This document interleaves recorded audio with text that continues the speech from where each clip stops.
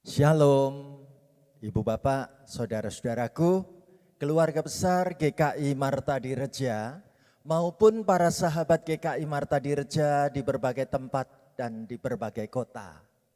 Senang sekali hari ini Kamis tanggal 17 Maret 2022, kita semua kembali dipertemukan dalam acara Kalam, Kuliah Alkitab Malam. Tema yang menarik akan kita pergumulkan bersama-sama pada acara Kalam hari ini, yaitu pemulihan jiwa yang tertekan dan gelisah. Nanti kita akan merenungkan firman Tuhan dari Mazmur 43 ayat yang kelima. Ibu Bapak, saudaraku terkasih, apa keuntungan terbesar dalam hidup kita di tengah dunia ini kalau bukan karena kita memiliki Kristus Yesus? Ayo kita nyanyikan sebuah lagu dengan judul Besarlah Untungku. Saya ajak ibu bapak saudara-saudari menyanyi penuh semangat, penuh sukacita demikian.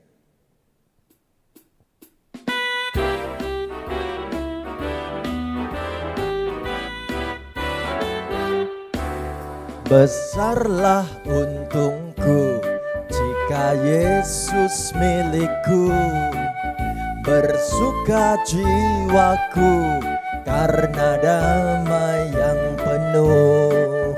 Meskipun angin keras, badai dunia menderu, tak goyah hatiku karena Yesus milikku. Benar-benar besarlah untungku, benar-benar besarlah untungku, benar-benar besarlah untungku ketika Yesus sungguhlah tetap milikku. Saudaraku, kita nyanyi lagu ini bait yang kedua penuh sukacita.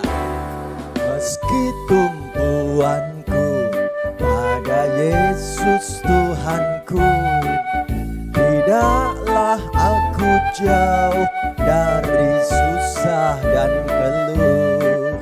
Di dunia yang fana bukan tahan berperang, di sorga yang dengan Yesus ku menang. Benar-benar besarlah untungku, benar-benar besarlah untungku, benar-benar besarlah untungku ketika Yesus sungguhlah tetap milikku. Amin. Mari ibu bapak saudaraku, kita awali kalam saat ini dengan kita berdoa bersama.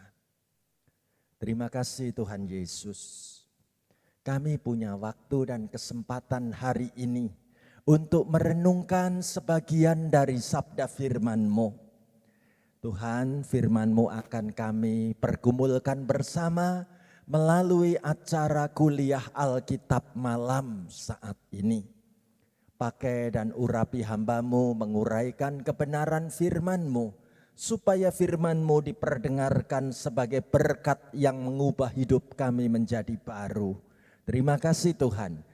Hamba-Mu mendoakan siapapun di antara kami yang mengikuti acara siaran online ini, kami boleh mengalami perjumpaan yang hidup dengan sabda firman-Mu. Kami rindukan sabda-Mu Tuhan. Kami nantikan firman-Mu Bapa. Di dalam nama Tuhan Yesus Kristus, kami memohon berkat firman-Mu mengubah hidup kami menjadi baru. Haleluya. Amin. Ibu bapak, saudara-saudariku yang terkasih, pemulihan jiwa yang tertekan dan gelisah. Akan kita pergumulkan dengan merenungkan firman Tuhan dari kitab Mazmur 43 ayat yang kelima. Saya ajak ibu bapak, saudara-saudari untuk bersama-sama dengan saya ikut membaca, mengucapkan, bahkan mengimani firman Tuhan ini. Ayo bersama-sama kita ucapkan firman Tuhan dari Mazmur 43 ayat 5 bersama-sama demikian. Mengapa engkau tertekan hai jiwaku, dan mengapa engkau gelisah di dalam diriku? Berharaplah kepada Allah, sebab aku bersyukur lagi kepadanya, penolongku dan Allahku. Amin. Ibu bapak, saudara-saudariku yang dikasihi dan mengasihi Tuhan. Saya ingin mengawali kisah cerita yang menarik.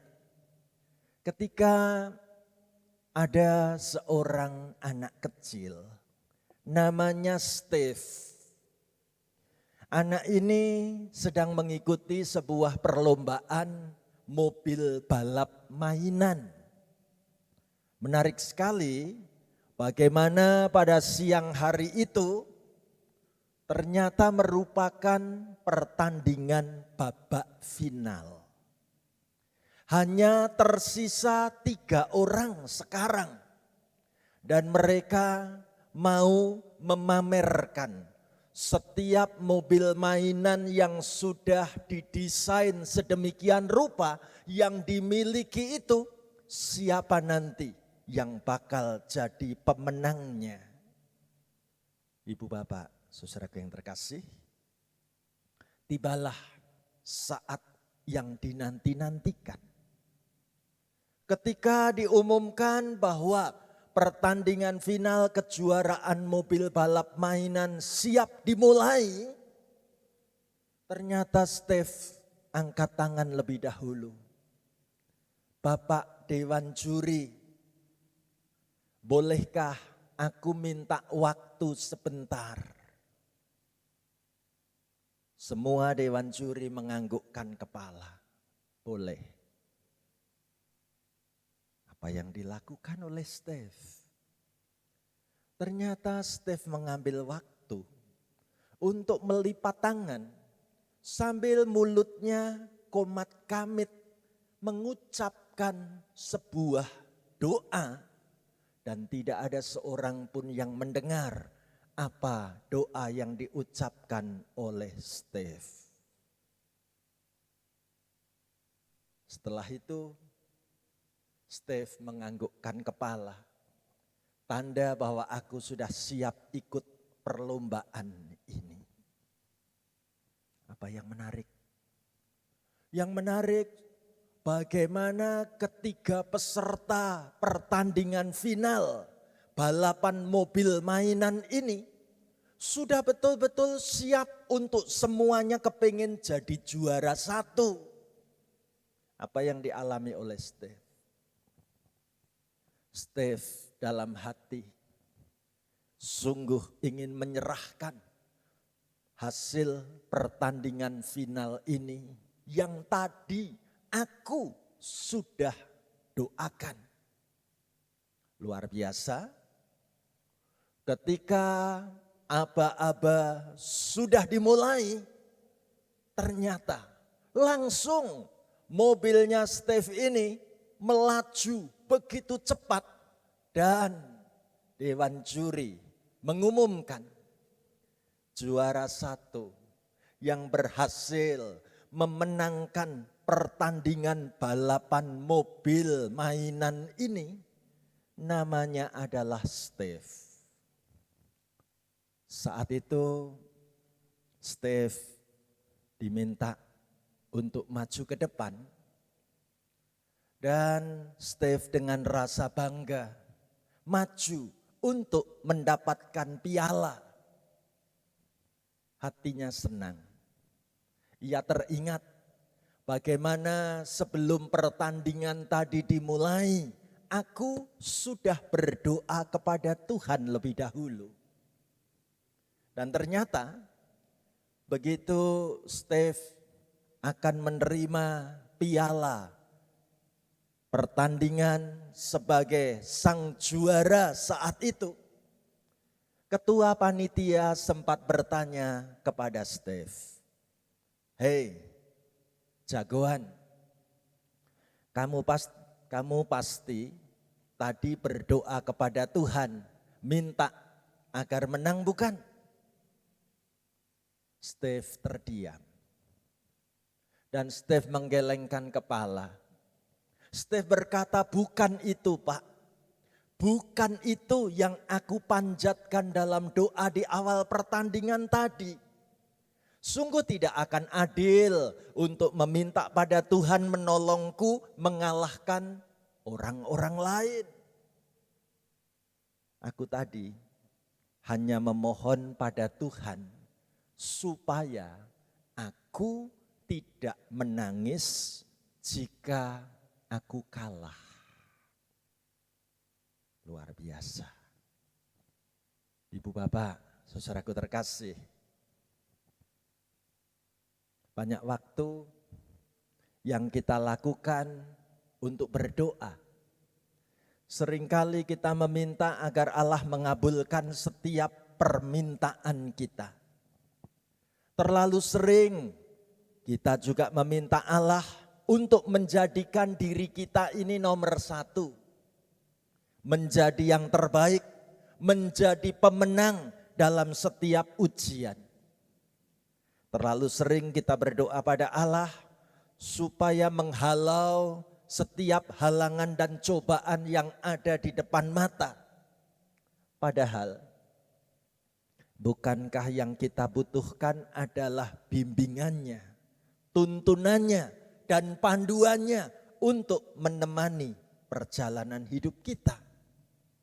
Saudaraku, bukankah semestinya kita ini berdoa meminta hasil yang terbaik, hasil yang dapat memberi manfaat di kala menang, maupun tetap dikuatkan ketika harus mengalami kekalahan? Bukankah roda kehidupan selalu berputar?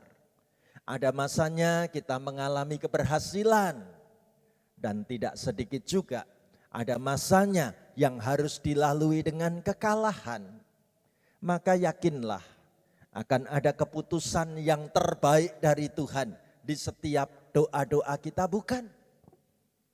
Ibu bapak, saudaraku terkasih, kalau hari ini kita diajak merenungkan tema pemulihan jiwa yang tertekan dan gelisah, ayo coba kita mengoreksi diri sendiri. Mengapa jiwaku sampai tertekan? Mengapa jiwaku sampai gelisah? Jangan-jangan ada sesuatu yang salah dalam hidupku. Mari kita mendalami apa yang dikatakan firman Tuhan pada saat kalam hari ini. Saya ajak ibu bapak, saudara-saudari tetap berharap dan makin bersyukur seperti yang dikatakan firman Tuhan ini. Ayo kita baca Mazmur 43 ayat yang kelima. Mengapa engkau tertekan hai jiwaku, dan mengapa engkau gelisah di dalam diriku? Berharaplah kepada Allah, sebab aku bersyukur lagi kepadanya, penolongku dan Allahku. Ibu bapak, saudaraku yang terkasih, Raja Daud mau mengajak saudara dan saya bahwa memang kita perlu mengakui dengan jujur, jiwa kita sering merasa tertekan. Jiwa kita seringkali mengalami kegelisahan dan ketidaktenangan dalam hidup ini. Ini adalah sebuah realita. Ini sebuah kenyataan, tidak perlu ditutup-tutupi. Namun, Raja Daud sekaligus mau mengajak saudara dan saya bahwa kita punya solusi, kita punya jalan keluar. Apa itu? Tetap berharaplah kepada Allah. Apapun pergumulanmu, Apapun kesusahan hatimu, Raja Daud katakan tetap berharaplah kepada Allah. Hasilnya dahsyat. Raja Daud bersaksi, sebab aku bersyukur lagi kepadanya, penolongku dan Allahku. Hidupku akan terus semakin bersyukur. Dan terus aku bisa bersyukur lagi kepada Tuhan. Karena aku punya Tuhan yang jadi penolong dan Allahku. Mana buktinya? Ibu bapak, saudaraku terkasih. Saya ingin menutup kalam ini dengan sebuah kesaksian. Tentang seorang pemain tenis yang luar biasa. Namanya Arthur Ashe. Siapakah Arthur Ashe ini? Ia adalah juara tenis Wimbledon. Sebuah kejuaraan tenis dunia yang paling bergengsi pada saat itu. Lihatlah, Arthur Ashe sedang menjunjung tinggi piala sebagai juara tenis Wimbledon saat itu. Saudaraku, tahukah kita, sang juara tenis Wimbledon ini ternyata dimuat dalam surat kabar New York Daily Times tanggal 9 April 1992 bahwa pemain tenis yang luar biasa ini terkena HIV AIDS yang berasal dari darah yang terinfeksi virus itu ketika Arthur Ashe harus menjalani operasi jantung. Saudaraku terkasih, yang menarik adalah pada saat mulai diberitakan pada harian surat kabar kalau juara tenis yang hebat ini menderita HIV AIDS, ia mendapatkan sebuah kiriman surat. Surat dari salah seorang penggemarnya. Salah satu dari para penggemar itu mengirim surat dan menyampaikan, mengapa Tuhan kok memilih Anda untuk mendapatkan penyakit buruk seperti ini? Di dunia ini banyak manusia. Tetapi kenapa kok yang dipilih Tuhan untuk mendapatkan penyakit buruk itu sang juara tenis Wimbledon? Pertanyaan yang mengusik hati bagi Arthur Ashe. Ketika ia mesti memberi jawab, apa surat yang ia balaskan?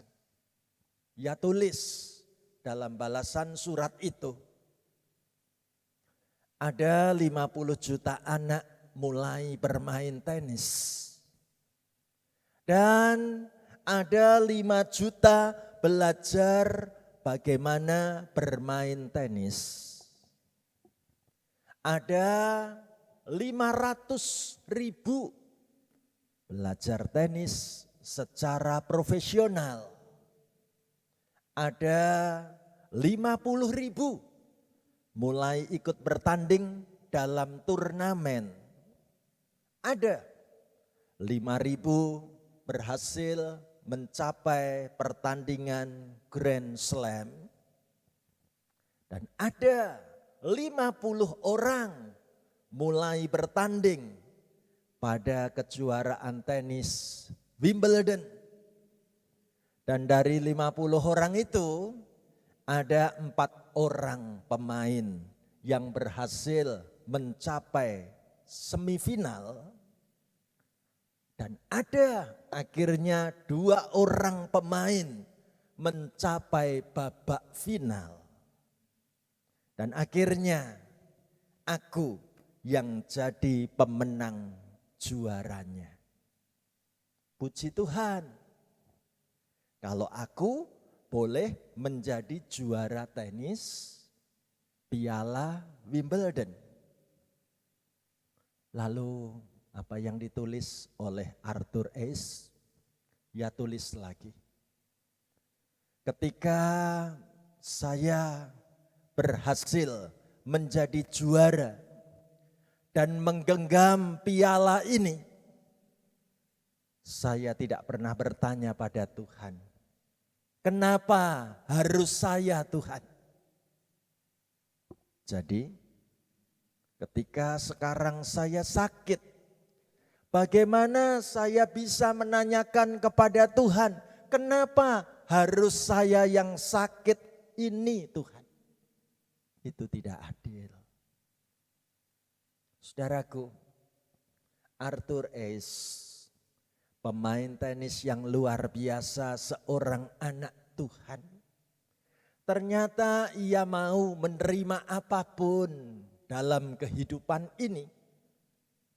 Karena di dunia ini, bukankah memang hidup itu penuh dengan berbagai macam tantangan dan risiko. Justru kita mau diajak menjadi pribadi yang tidak mudah mendendam. Menjadi anak Tuhan yang bisa untuk dapat menerima apapun peristiwa yang terjadi dalam hidup ini tanpa harus mengalami sakit hati. Jadi benar sekali kalau Raja Daud mengajak saudara dan saya agar kita terus tetap berharap dan makin bersyukur di hadapan Tuhan. Sekali lagi kita baca firman Tuhan. Mengapa engkau tertekan hai jiwaku, dan mengapa engkau gelisah di dalam diriku? Berharaplah kepada Allah, sebab aku bersyukur lagi kepadanya, penolongku dan Allahku. Saudaraku, saya jadi teringat seorang hamba Tuhan menulis kata-kata yang luar biasa. Kebahagiaan membuat tetap manis. Cobaan membuatmu jadi kuat. Kesedihan membuatmu tetap menjadi manusia. Kegagalan membuatmu tetap rendah hati. Kesuksesan membuatmu tetap berpijar. Hanya iman yang membuatmu tetap melangkah. Saudaraku yang terkasih, seorang hamba Tuhan yang lain lagi menuliskan kata-kata yang bagus. Kadang kau merasa tidak puas terhadap kehidupanmu. Sementara banyak orang di dunia ini memimpikan bisa hidup sepertimu. Apa contohnya? Seorang anak kecil di ladang memandang pesawat terbang di atasnya. Dan ia memimpikan bisa ikut naik pesawat terbang itu. Tapi tahukah engkau, sang pilot di dalam pesawat itu sedang memandang ladang di bawah tadi sambil memimpikan, kapan aku bisa segera pulang ke rumah bertemu dengan keluargaku. Ibu bapak, saudaraku terkasih, sekarang kita tahu untuk terjadinya pemulihan jiwa dari perasaan tertekan dan gelisah, yang dibutuhkan cuma satu. Bagaimana kita mengimani ada Allahku dan penolongku. Aku tidak boleh berhenti berharap.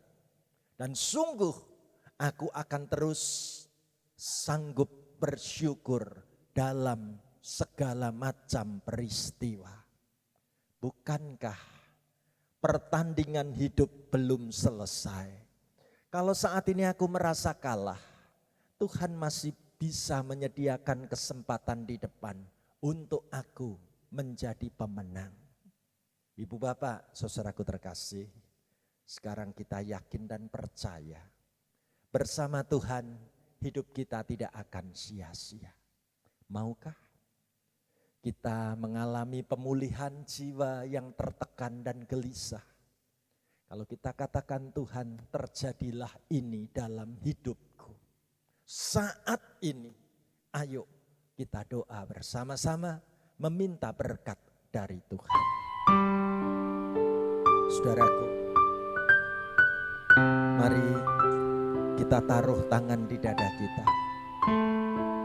Kita minta doa berkat kepada Tuhan.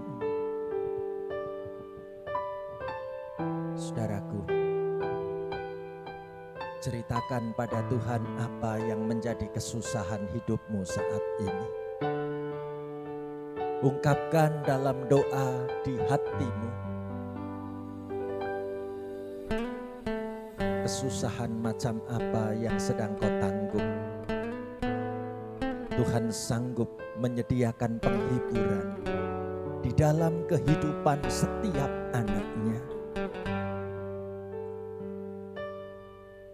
Tiap hari Tuhan sanggup membimbing hidup saudara dan saya.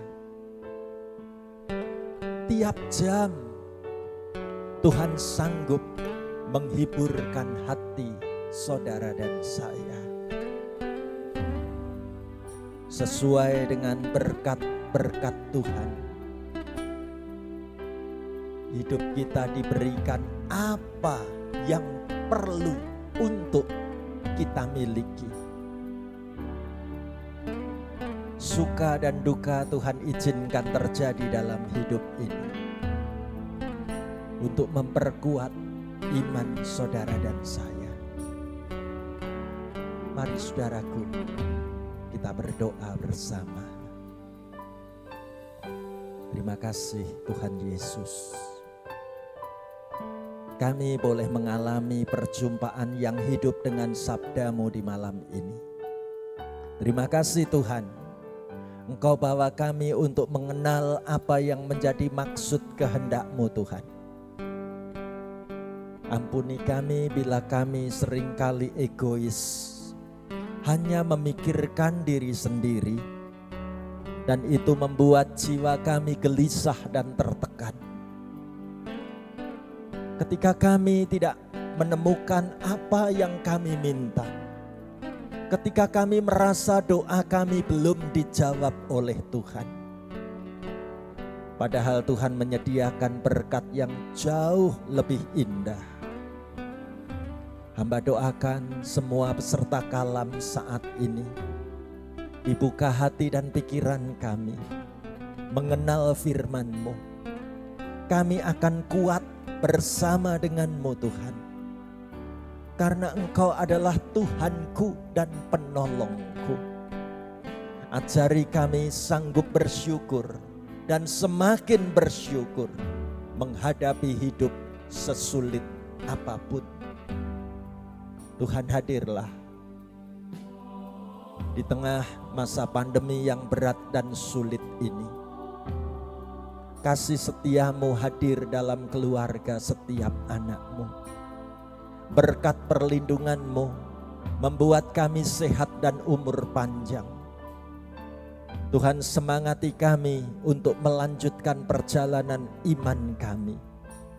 Terima kasih Tuhan Yesus untuk firman-Mu hari ini.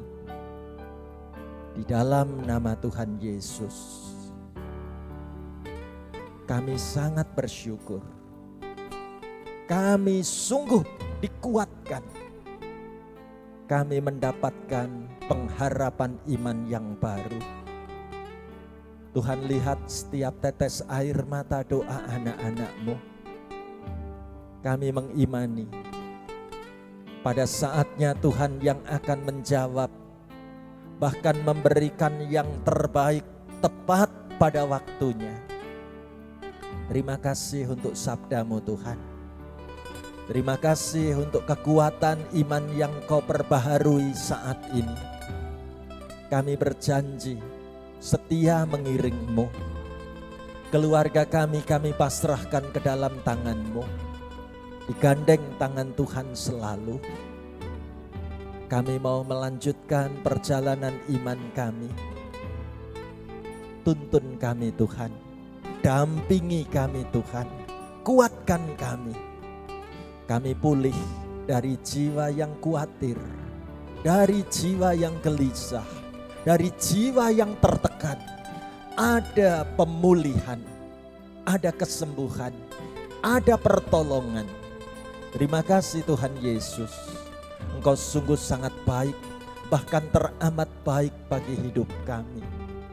Masa depan keluarga kami pasrahkan padamu. Semua seruan doa permohonan kami bawa di dalam satu nama. Tuhan Yesus Kristus, Juru Selamat kami. Terpujilah namamu Tuhan Yesus. Haleluya. Amin. Demikianlah kalam hari ini. Tuhan memberkati kebersamaan kita sampai kita bertemu kembali. Amin.